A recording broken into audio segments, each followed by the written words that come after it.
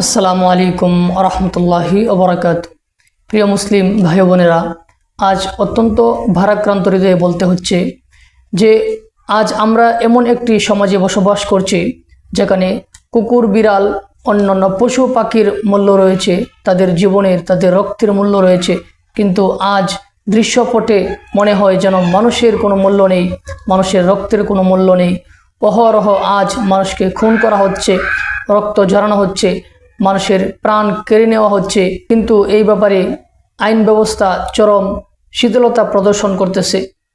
ইসলামের নিয়ম হলো যে যখন সন্তান বালেগ হবে, সন্তান বিবাহের বয়স হবে, তখন তাকে বিবাহ দিয়ে দাও।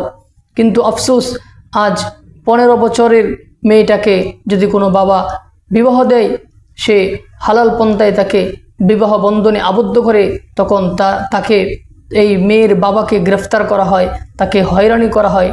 কিন্তু একটা 8 বছরের মেয়েকে যখন ধর্ষণ করা হয়, ধর্ষণ করে তার ফুলের মতো জীবনটাকে আজ ধ্বংস করে দেওয়া হয়, তখন ওই ধর্ষককে গ্রেফতারের ব্যাপারে আজ আমরা দেখতে পাচ্ছি যে একদিকে কিছু অসভ্যরা রমজানের পবিত্রতাকে নষ্ট করে তারা রাজপথে ধূমপানের স্বাধীনতা চাচ্ছে, তাদেরকে গ্রেফতার করা হচ্ছে না।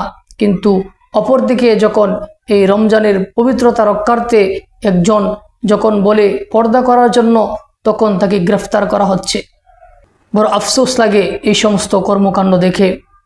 আসলে এর মূল কারণ হলো আজ কুরআনী শাসন ব্যবস্থা আমাদের মাঝে নেই, যার ফলে আমরা এই অনিয়ম ও শৃঙ্খলার জাতাকলে আমরা পিষ্ট হচ্ছি।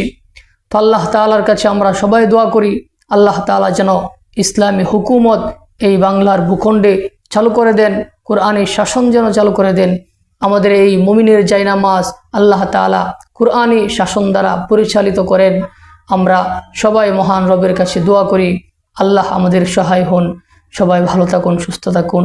আসসালামু আলাইকুম রহমতুল্লাহি ওয়া বারাকাতুহু।